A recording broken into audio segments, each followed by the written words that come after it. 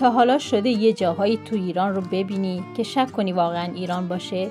جاهایی که انقدر خاص و متفاوتن که فکر میکنی توی کشور دیگه ای. امروز میخوایم یه سفر بریم. البته نه به جاهایی که همه میرن، بلکه به مکانهایی در ایران که کمتر کسی در موردشون شنیده، اما واقعا عجیب و شگفت‌انگیزن. پس خوش اومدید به ایران. سیستان و بلوچستان، کوههای مریخی. بیایید اول بریم جنوب شرق ایران. بین چابهار و بندر گواتر یه جاده است که وقتی توی اون رانندگی میکنید حس میکنید وارد یه سیاره دیگه شدید. سمت راستتون دریای عمانه و سمت چپتون کوههایی با شکل عجیب و غریب، شکل‌های خارق‌العاده که بهشون میگن کوههای مریخی. انگار تکه‌ای از سیاره مریخ افتاده اینجا. این کوهها به خاطر فرسایش طبیعی به این شکل در اومدن. ترکیب جاده، آسمون، دریا و این کوهها یک قاب سینمایی بی‌نظیره. قبل از اینکه از چابهار خارج بشید، بهتر یک سر هم به درک بزنید.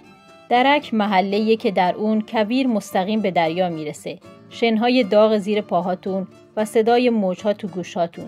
یه منظره واقعاً خاص و متفاوته. این یک تضاد عجیب و زیباست، ولی خیلی‌ها هنوز اسم اون رو هم نشنیدن.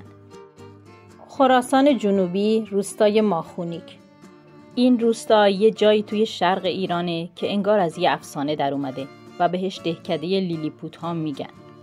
ماخونیک در اطراف شهرستان سربیشه قرار داره و چون نسل قدیم ساکنین اینجا قد و قامت کوتاه داشتند و خونه های اونها کوچیک و سنگی بود، به دهکده لیلیپوت ها یا روستای آدم کوتوله ها مشهوره.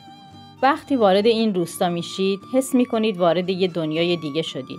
فرهنگ متفاوت، سبک زندگی خاص و یه حس عجیب که کمتر کسی تا حالا تجربهش کرده.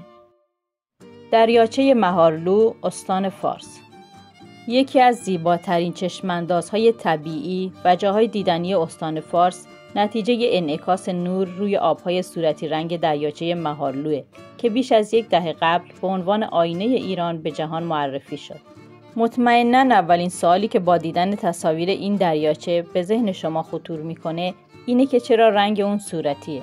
در واقع دلیل این رنگ قرمز یا صورتی دریاچه اینه که نوعی جلبک در اینجا زندگی میکنه که با ترشح ماده‌ای باعث این تغییر رنگ میشه. با افزایش دما و تبخیر آب و پایین اومدن سطح آب دریاچه، شوری و غلظت اون افزایش پیدا میکنه و شرایط برای تکثیر این نوع جلبک مناسب میشه و تمام سطح دریاچه رو میپوشونه. خوزستان، روستای سراخیه. خب، حالا بریم ونیز، البته توی ایران. توی شهرستان شادگان روستایی وجود داره که به اون ونیز ایران گفته میشه. این روستا در منطقه‌ای بکر و وسط تالاب شادگان قرار گرفته و اهالی این روستا بیشتر رفت و آمدهاشون رو با قایق انجام میدن. سکوت تالاب، صدای پرنده‌ها، خونه‌های سنتی، زندگی آروم مردم و حال و هوای کاملا خاص اینجا یک تجربه نابه، درست مثل ونیز اما در ایران. حالا بریم سراغ محبوب ترین و پرمسافرترین منطقه کشور، یعنی شمال ایران، استان گلستان. تا حالا اسم جنگل النگدره که 5 کیلومتری شهر گرگانه شنیدید؟ یه جنگل زیبا با 185 هکتار مساحت که از وسطش رودخونه رد میشه و یه آبشار زیبا هم داره. در فصل بهار اگه برید اونجا احساس میکنید دارید خواب میبینید و در فصل پاییزم به خاطر رنگ‌های زرد و قرمز و نارنجی درخت‌ها بیشتر شبیه نقاشیه. حالا که شمال کشور هستیم، یه سر هم به استان مازندران بزنیم و بریم روستای فیلبند.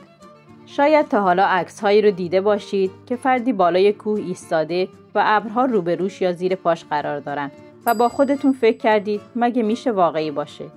این تصاویر واقعی و مربوط به روستای فیلبنده که از توابع دهستان خوشروده و در شهرستان بابل و در 40 کیلومتری شهر آمل قرار داره و حدود 2300 متر از سطح دریا ارتفاع داره.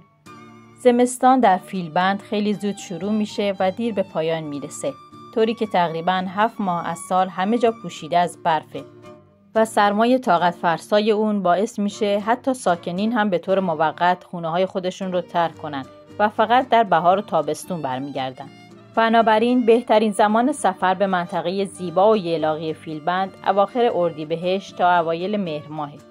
بعد از اینکه حسابی از مناظر و دیدنی‌های روستای فیلبند لذت بردید، میتونید برید به چشمه‌های بادابسرد در ساری که یه اثر طبیعی نایابه.